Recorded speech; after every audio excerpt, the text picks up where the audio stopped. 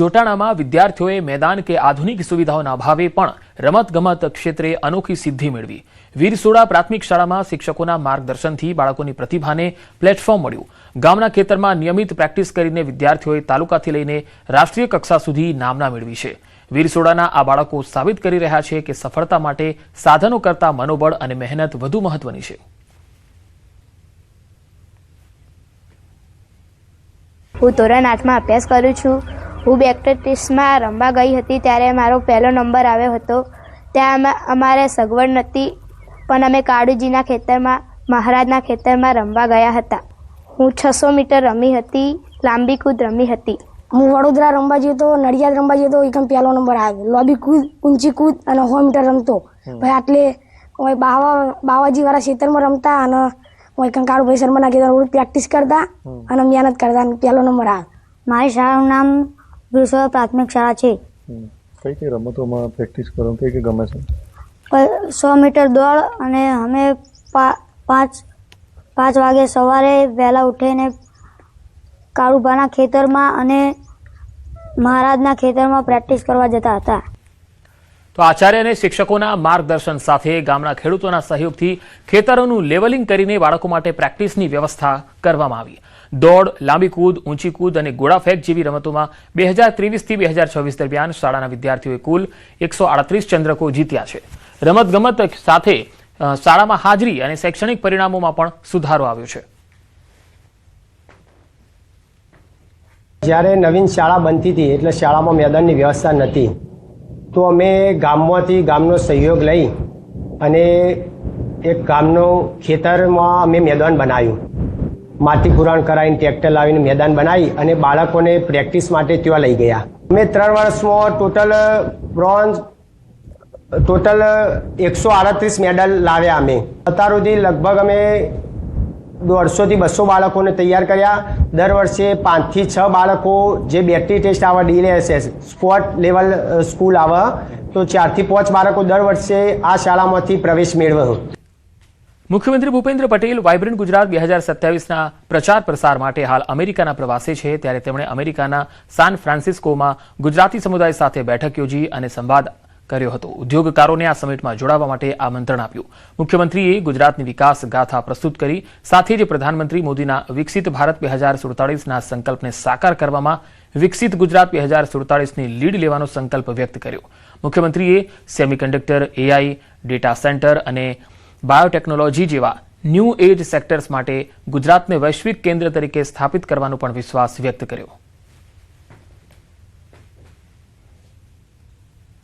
અમદાવાદમાં અખિલ ભારતીય શૈક્ષિક મહાસંઘ દ્વારા વિરોધ હરસનપુર પ્રાથમિક શાળાની શિક્ષિકાને ફરજમુક્ત કરતા રોષ જોવા મળ્યો। PM પોષણ યોજનાના ભોજનમાંથી ગરોળી નીકળી હતી। શિક્ષણ વિભાગની શિક્ષિકા અને આચાર્ય પર કાર્યવાહી થઈ। શિક્ષિકાને ફરજમુક્ત કરાઈ, જ્યારે આચાર્યને નોટિસ આપવામાં આવી। ભોજન બનાવનારા અને વિતરણ કરનારા સામે કાર્યવાહીની માંગ છે। શિક્ષિકા સાથે અન્યાય થયો હોવાનો શૈક્ષણિક સંગઠનનો આરોપ છે। નિર્ણય પર પુનર્વિચાર કરી શિક્ષિકાને ન્યાય આપવાની માંગ ઉઠી રહી છે। રસોઈ બનાવવાવાળા જુદા, રસોઈના હેલ્પર જુદા, રસોઈના મધ્યાહન ભોજન યોજનાના સંચાલક જુદા, આમની કોઈ જવાબદારી નહીં।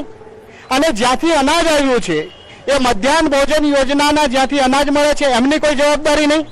માત્ર શિક્ષક બચિત, શિક્ષકને જો ત્યાં જ ઊભું રહેવાનું હોય તો 4 કલાક દરમિયાનમાં રસોઈ બને, 3 થી 3.5 કલાકે રસોઈ બનતા થાય, એટલા સમય દરમિયાન શિક્ષક વર્ગખંડ છોડીને ત્યાં ઊભો રહીને જોયા કરે કે આમાં શું છે અને શું નહીં।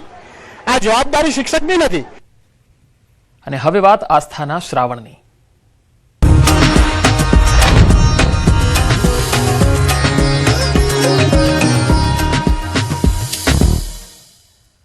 પવિત્ર શ્રાવણ માસના પ્રથમ સોમવારે પ્રથમ જ્યોતિર્લિંગ સોમનાથ મહાદેવ મંદિરે ભક્તિનો મહાસાગર ઉમટ્યો।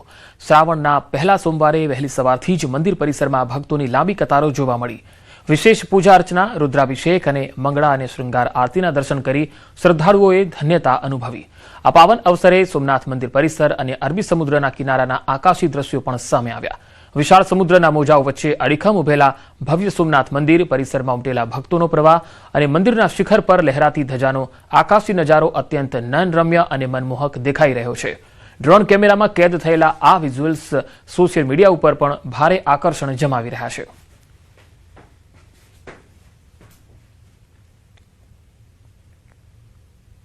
વાત રાજકોટની તો રાજકોટમાં શ્રાવણ માસ નિમિત્તે શ્રી અવધિચ્ય ઝાલાવાડી બ્રહ્મ સમાજ દ્વારા 8મા સર્વજ્ઞાતીય લઘુરુદ્રનું ભવ્ય આયોજન કરાયું.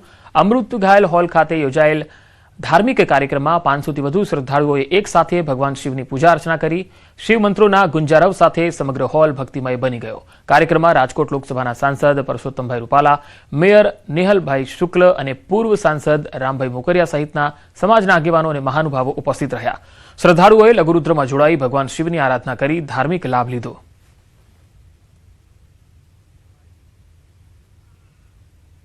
આ લઘુરુદ્રની અંદર દરેક જ્ઞાતિ ભગવાન શિવજીની આરાધના કરવા માટે અહીંયા આવે અને બાકીની બધી પૂજાની વ્યવસ્થા અમે લોકો કરી દઈએ છીએ. આજના આ શુભ પ્રસંગે અંદાજે 500થી પણ વધારે પૂજાર્થી બેસી અને આજની આ પૂજાનો લાભ લીધો હતો. તો શિવની આરાધના માટે અતિ પવિત્ર શ્રાવણ માસમાં શિવ ભક્તો દ્વારા પોતાની શ્રદ્ધા અને આસ્થા મુજબ સેવા પૂજા કરીને શિવને રીઝવવાનો પ્રયાસ કરતા હોય છે. ત્યારે વાપી દાદરાનગર હવેલી વચ્ચે આવેલા લવાછા ગામના પંચદેવ તીર્થધામ ખાતે શ્રાવણ માસમાં અનોખું ધાર્મિક આકર્ષણ જોવા મળ્યું છે. અહીં અંદાજે 11 લાખ રુદ્રાક્ષમાંથી 18 ફૂટ ઊંચું વિશાળ મહારુદ્રાક્ષ શિવલિંગ તૈયાર કરવામાં આવ્યું, જે ભક્તોના આસ્થાનું કેન્દ્ર બન્યું છે. શ્રાવણના સોમવારે વહેલી સવારથી મોટી સંખ્યામાં ભક્તો દર્શન માટે ઉમટી પડ્યા.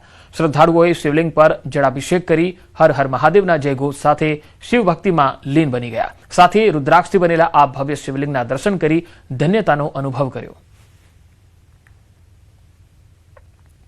એક રુદ્રાક્ષનો દાણો એટલે એક ભગવાન શિવનું સ્વરૂપ.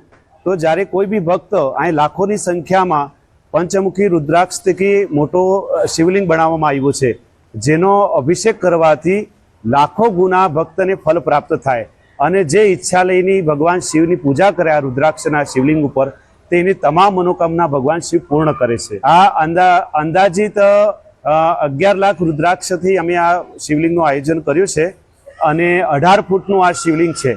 उत्सव का आयोजन किया गया है जो 40 दिन तक चलेगा. इसमें डेली रुद्राभिषेक रखा गया है. पूरे श्रावण मास के अंदर में 1008 रुद्राभिषेक होने हैं और डेली महामृत्युंजय का जाप होता है. लाखों महामृत्युंजय के जाप यहाँ पे होने हैं. जो यहाँ पे जितने भी जो वापी, दमन, सिलवासा, सूरत से भी लोग आ रहे हैं, मुंबई से भी आ रहे, रुद्राभिषेक करवाते हैं. તો પવિત્ર શ્રાવણ માસ નિમિત્તે અરવલ્લીના પ્રસિદ્ધ યાત્રાધામ શામળાજી મંદિરમાં વિશેષ હિંડોળા મનોરથની ધામધૂમથી ઉજવણી થઈ રહી છે. ભગવાન શામળિયા માટે સાવન ભાદો અને નૌકાવિહાર મનોરથનું આયોજન કરાયું. મંદિરમાં કૃત્રિમ વરસાદી વાતાવરણ વચ્ચે ભગવાનને મનોહર હિંડોળે ઝુલાવવામાં આવ્યા. જ્યારે નૌકાવિહાર માટે મંદિર પરિસરમાં વિશેષ હોજ તૈયાર કરી ભગવાનને હોડીમાં બિરાજિત કરાયા. કૃત્રિમ વરસાદ અને જળવિહારના અલૌકિક સંગમના દર્શન માટે મોટી સંખ્યામાં ભક્તો ઉમટ્યા. દર્શન બાદ ભક્તોએ ધન્યતાનો અનુભવ કર્યો. આજે શ્રાવણ સુદ ચોથ એટલે કે ત્રીજ અને ચોથ શામળાજી વિષ્ણુ મંદિર ખાતે સુંદર મજાના સાવન ભાદો અને નૌકા વિહાર